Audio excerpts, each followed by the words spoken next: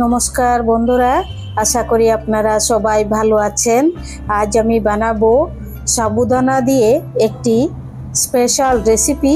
এটি যে কোনো উপোসের দিনে আপনারা বানিয়ে খেতে পারবেন এবং একদমই তেল ছাড়া। তো এটি আমি কিভাবে বানাই চলুন দেখে নেবেন। এখানে আমি 1 কাপ সাবুদানা ভিজিয়ে এটি নিয়েছি। তো জল ঝরিয়ে এবার মিক্সির জারে নিয়ে নিচ্ছি সবগুলো সাবুদানা। এখানে 1 কাপ সাবুদানা ভিজিয়েছিলাম আমি 1 ঘন্টা আগে। ভিজিয়ে জলগুলো ঝরিয়ে এবার মিক্সির জারে দিয়ে পেস্ট করে নেব।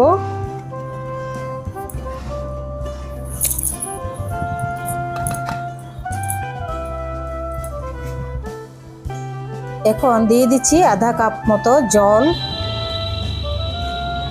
জল দিয়ে এবার ঢাকনাটা লাগিয়ে পেস্ট করে নেব। পেস্ট করা হয়ে গেছে দেখুন। এবার একটি পাত্রে আমি ঢেলে নিচ্ছি।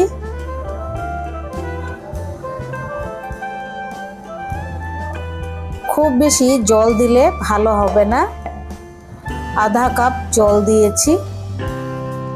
এবার দিয়ে দিচ্ছি সন্দক লবণ। এই যে সন্দক লবণ নিয়েছি, এইখানে দিয়ে দেব আধা চামচ।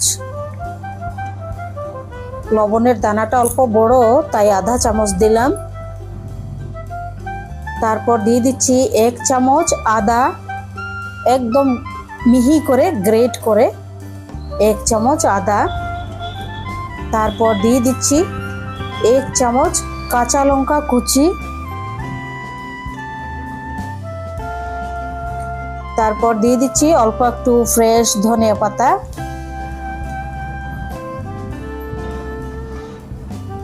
এখন দিয়ে দিচ্ছি ভেজে রাখা ছোট চীনা বাদাম। এটি ভেজে শুকনো গুঁড়ো করে নিয়েছি। বড় চামচে 1 চামচ বাদাম। এবার দিয়ে দিচ্ছি 1 চামচ গোটা জিরে ভেজে গুঁড়ো করে, শুকনো ভেজে তারপর গুঁড়ো করে 1 চামচ গোটা জিরে।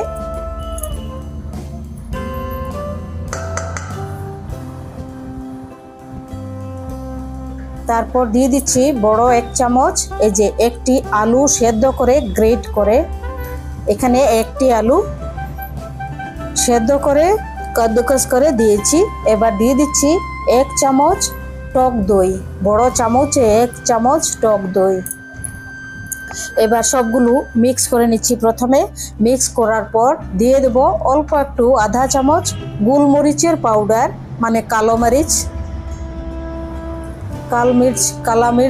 কালা মির্চ এবং মানে কেউ বলে কালা মির্চ, কেউ বলে গোলমরিচ। তো গোলমরিচ আধা চামচ গুঁড়ো দিয়ে ভালোভাবে এরকম ফেটিয়ে নিচ্ছি। দেখুন তেল দেইনি, তেল ছাড়াই এখানে আমি এটি বানিয়ে নিচ্ছি সাবুদানার রেসিপিটি।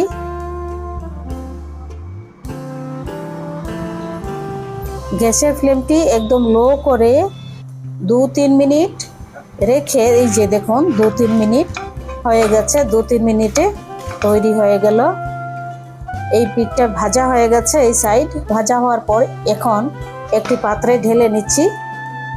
দেখুন সবগুলো এরকমভাবে আমি বানিয়ে নিয়েছি। আপনাদের যদি রেসিপিটি ভালো লেগে থাকে চ্যানেলটি সাবস্ক্রাইব করবেন, লাইক করবেন, শেয়ার করবেন, কমেন্ট করে জানাবেন কেমন লেগেছে। আপনারা অবশ্যই এটি বানাবেন, দারুণ দারুণ টেস্ট। এরকমভাবে বানালে খুবই ভালো লাগে খেতে। এটি শুধু উপোসের দিনে নয়, যে কোনো দিনেও খেতে পারেন, ব্রেকফাস্টেও খেতে পারেন। খুবই হালকা এবং হেলদি এই রেসিপিটি। খুব লাইট, কিন্তু লাইট হলেও খুব হেলদি এই রেসিপিটি। আর এবং খুবই মুখরোচক, কারণ বাদাম, তারপর কাঁচা লঙ্কা, জিরে, টক দই, ধনে পাতা, আদা, তারপর গোলমরিচ, ওগুলো দেওয়াতে খুবই মুখরোচক হয়েছে এই রেসিপিটি। কি বলবো, বলে বোঝাতে পারবো না, দারুণ টেস্ট হয়েছে।